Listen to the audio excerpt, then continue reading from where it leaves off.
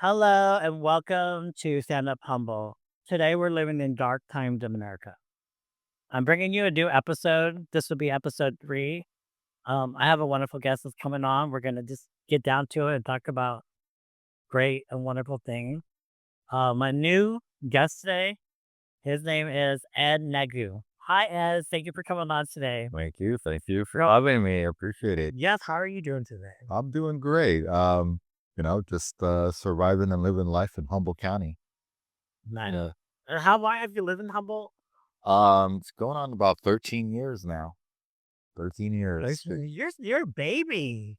I am, but I never thought I was going to be here this long. Here I am. Still, well, originally I thought I was going to be here only a couple of years, or I planned for, but I'm still here. It got its claws in me, and I'm here. What do they call the triangle? The Emerald Triangle. Emerald Triangle got you. Yeah, it sure did. I grew up here. But besides that, so today we're going to talk about the film, The Apartment, which is the gay thriller. Right. That was really awesome. I was like staring at parts of it. I was like, man, like what if this really would happen? Like what if that was really happening to somebody with stalker or like stalking them while they're at work? How did you what made you decide to take the role to play Brendan, Right. lead? Well, as you remember, like at first I had the stalker's role, or you casted me for the stalker's role, and then we kind of switched into the Brandon The good guy. good guy. Um, I Good just time. felt like the thing about him was I really like the fact that you get to put two sides to it. Like you get to play the good guy, innocent character, and that switched into the you know, name don't fuck with me character type thing. And that was something that excited me. And I was, I wanted to see what I can do with bringing that character alive. As far as the connection, though, I mean, we've all had that experience at one point or another, especially maybe as a game person on the dating apps and all these online things.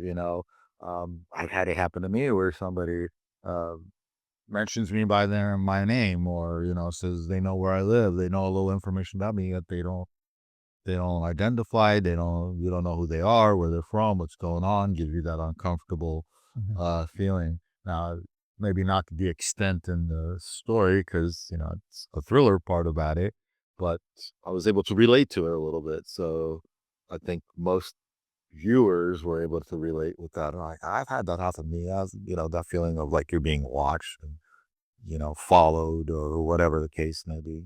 So, So Brandon, you felt like you felt comfortable enough to play the board character being stalked like crazy, whoever it was stalking you. So you felt like, hey, I can do this. I mean, this I is mean, of course I can do that. I wanted to see what I wanted to put my skills to the test, I guess, and the part was. you bring some ooh, right? Well, I mean, that was also a nice part about it too. As a director, you're allowed, to take input from the actors, and like, the story developed as we were doing it too, and it was a fun experience.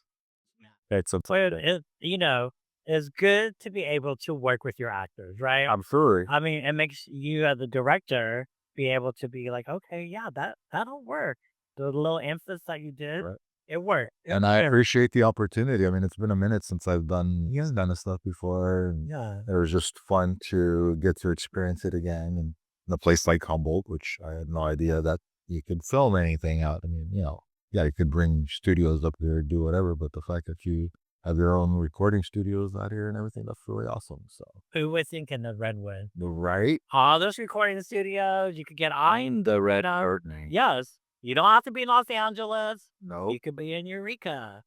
There you go. Eureka. So also, what do you think about it was so like cool. Like as soon as you were like getting a phone call, you were getting a knock on the door. How did that make you feel? Were you like, whoa, could this go to stalker? Right, right. Well, I did get into the character, and yeah, I mean, having multiple things happening at once, and you're like, well, wait, am I answering the door?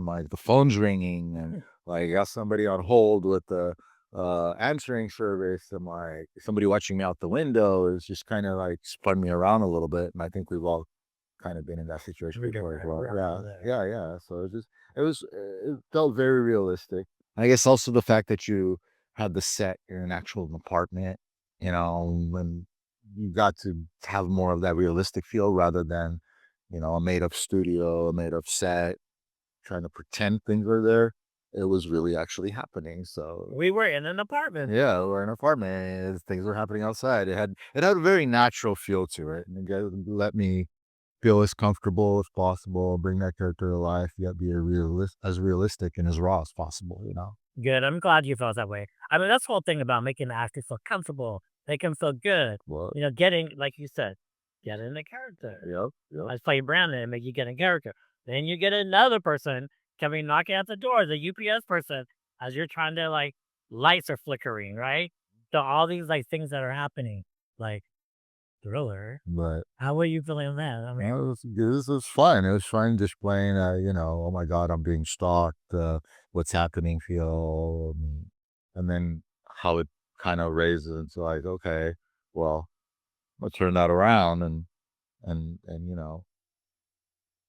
flip the switch on the stalker himself, which kind of it shows that you can't really like judge people by the way they look or they act or what they sound like or anything like that. Just because make it, oh, this person is an easy target or let's go after this or well, whatever. You never know who you're gonna.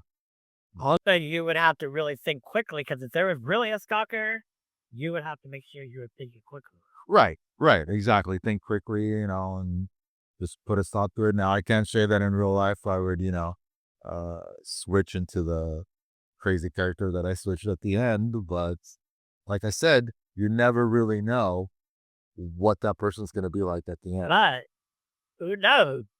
You could because that person might never ever come back and stalk you again. Right. Because they're like, Well, not when you're in a this person's crazy. you than me, right? Exactly. So exactly.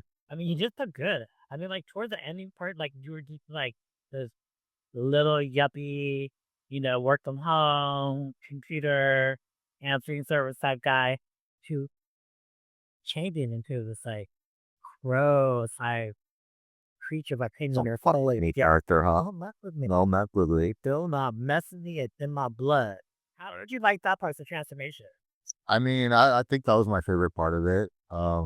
It, just switching and the fact that, you had me like actually put the character together on Yeah. on cam, just gave it that really cool feel. I thought, because what do you go through? What goes in through your head while you're putting on the makeup or like changing the character and so forth? And I was just like, okay, well, I mean, if you're gonna come after me, then let's see how you like it if I come after you. And I like how you didn't really like show who or what was causing all this. We kept the um stalker character hidden and never really like I don't know. never revealed who that person is. Fucker who they So it just could be your sister, your brother, could be your or like or who. Then like the thing about that like people that have actually how this really happened in real life. I wonder how they feel when they watch a film like this. I mean, I'm sure it brings Do they turn the TV off and immediately go, "No, I can't watch"? perhaps. Well, I've actually had some reactions like that, Really? people saying that the switch of the character, Freak it them out. freaked them out actually a little bit, and I thought it was like turning really creepy or something like that. And I'm Wow. not sure if that's what I was trying to bring out, but it worked, it's like trying to go at somebody and they turn at you and you're like, oh, maybe I shouldn't have done that, But yeah. Feedback is good, Yeah. whether it's good or bad. Right. No, no. All right. Any feedback is good. Right. And at the very end, as the thriller, you go, bring it, Right. bring it on. And you had your like your wig and the white makeup didn't even look like you. Well, I mean, I Oh, tried to like, you. yeah, I really tried to like do as a complete change as possible, from act from the way I talk to the way I walk or whatever. Not that it was a lot that you got to see the character and then a lot. So it just left it open for you to just kind of use your imagination. But I wanted to be as opposite poles as possible. So it was fun. It worked.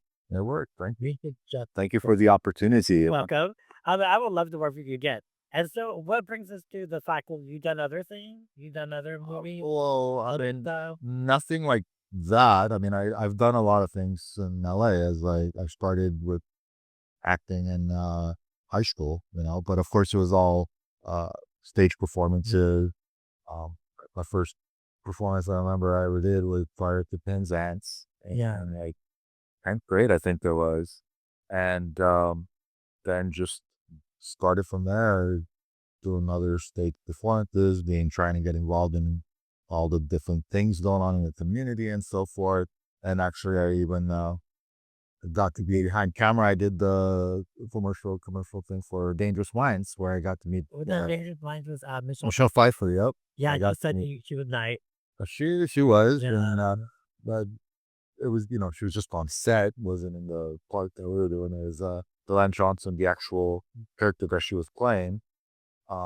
So that was like probably the biggest thing I did for a while, because then I had to kind of drop that a little bit, get to the real job and so forth. And then I ended up here in Humboldt. And I didn't think I was gonna do any more stage stuff or behind the camera. I think I was so far away from it, but now seeing that it's actually here too, and wherever you are, get involved. That's kind of what I'm getting at. And I'm glad I got to answer your ad, and here I am.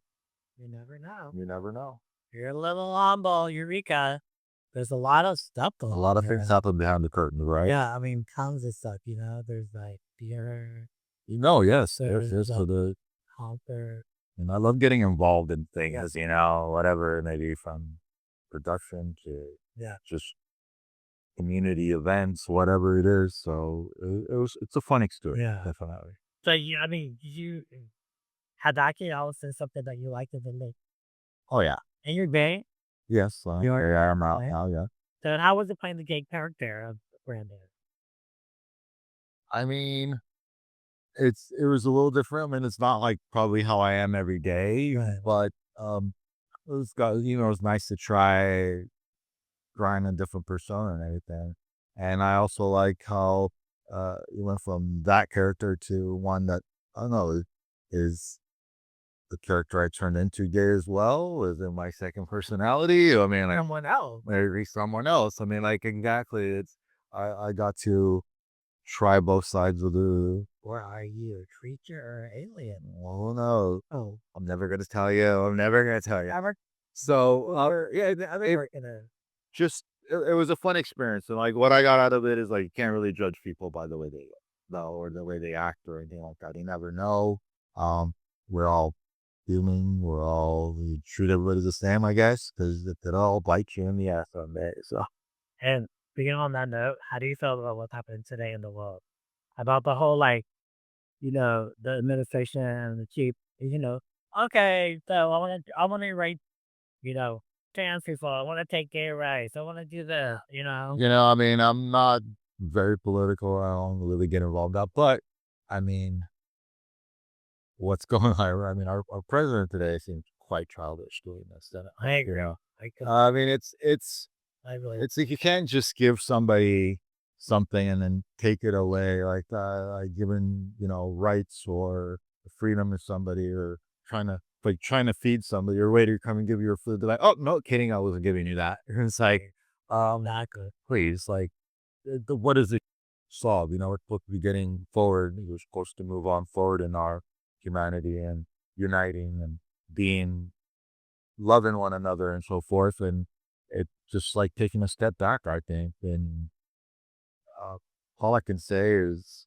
either attention for media or very childish needs with what's going on. Like, and what were they just recently done taking away the suicide hotline for the LGBT community? I mean, like why? Why? Like, what does that prove? What does I that like being like you just said, childish. It is. It is. It doesn't make sense. It doesn't really have a motive. Like what did that do to anybody? Like what? Like don't take away their help. Like why? I mean, we're all human, we're all people, we're all like just because the way I look or who I bring home at night or like, well, this makes no sense to me, to be honest. Well, it's just wrong. It's all wrong. It is wrong. A lot of the things he's doing is wrong, but 2025. yeah. I mean, what do you think? As you said, we're going backwards instead of moving forward. That and it also kind of like brings other dirt up. It shows who people really are because in the reality of it, he is just one person, but technically this country is run by the people or like, for the people and so forth. And it shows you how split people are here. Um, that there's enough people to support him and support these ideas because if we all were united and we all said, hey, we're all human, we're all people, we all, no matter the color, the religion, the way you dress, the way you talk, the way you sleep, the way you walk, we're all the same. Why can't we be all treated the same?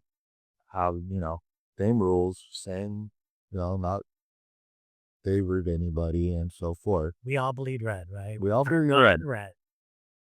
Absolutely. It's and it goes with the fact that being a child. It's like, come on, what is our personal life? How does it affect it? I don't know. It doesn't. It's just I think like, oh, you're not. I really don't know. I mean, I can't sit there and speak for everybody else, but it just things have to have a motive.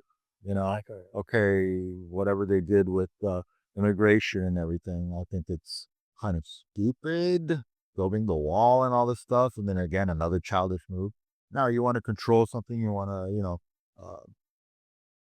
uh, what is it, enforce certain rules. That's okay. It's okay. We do want everybody to do things right and do it the correct way and so forth. But you lead them towards that path, and be like, oh, you're not gonna I'm gonna build a wall here, or like, oh, you're not doing it this way. Well, I'm gonna take all your rights away and stuff like this.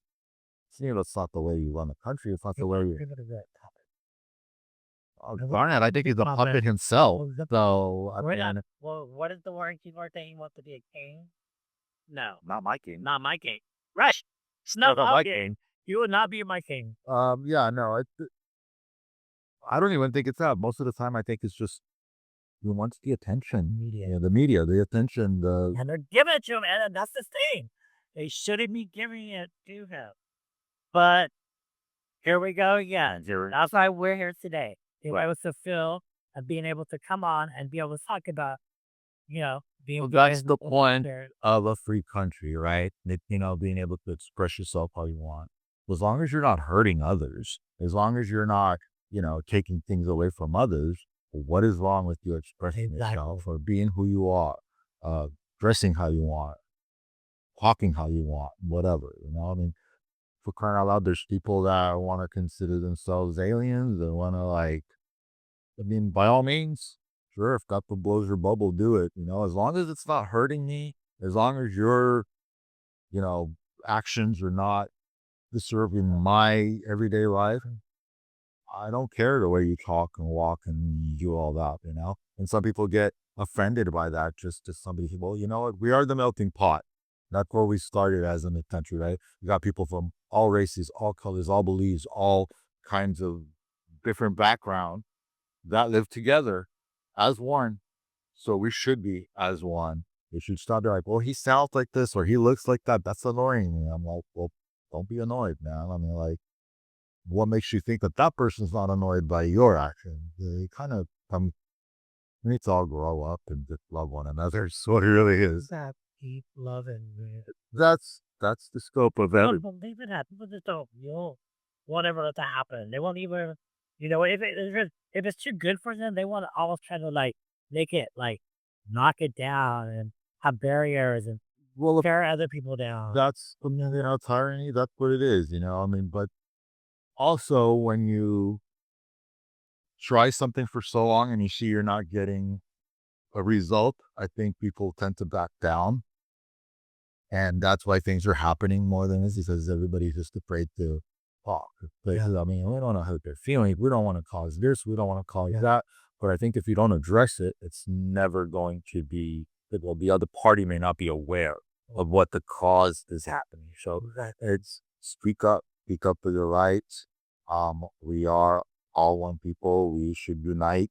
We should have things done the way it benefits us as humans on this planet, not as individuals and individual pieces of land. It's like that's just not a good forward. That's not a good future for us and our planet, right? And so Sunday. We are all one. we are. We are all connected. Somehow, whether we're not related, but we're connected. And even if we are, I mean, yeah, exactly. There's human spirits. We are, we are humans on this planet, period. Exactly. Okay. We are all humans on this planet. So let's just act like that's pretty much it. Uh, but put differences away, stop looking at someone and looking at their color or their belief or their uh, way they talk or move their eyes or move their hands or move whatever. I mean, that should really matter to anybody. Exactly. And that's why I want to leave it at this. I believe that we should quit judging people. Let people be who they are. This is why I decided to do my show, Stand Up Humble, because we're coming out to speak. And How stand up we for are yourself. stand up for ourselves. Once again, you know what, Ed? It's been such a great pleasure having you come on our show. Thank you so much. Thank you for having You are so welcome. And once again, everyone, our audiences, the people out there, even locally or afar, or aliens or whoever or wherever you are, we want to thank you for watching Stand Up Humble. Thank you, and have a gay day.